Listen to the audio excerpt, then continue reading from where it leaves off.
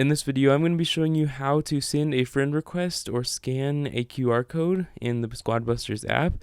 Now, all you need to do is you click in the bottom right corner on the friends option, where from here you can actually see your friends list. And if you want to add a friend, all you do is you click on the add friends option right here. Just click on add friend, and then you can either scan your friend's QR code like this, or you can actually show your QR code if you want someone else to scan yours. Or you can share the invite link just by clicking on share invite link under your name profile. And you can send this text message or email to anyone that you want to. And if you want to view invites, you just click on invites right here. And you can see your friends list is right here. And that's basically how you scan QR codes on the app. But if you don't want to do that way, you can just take a screenshot.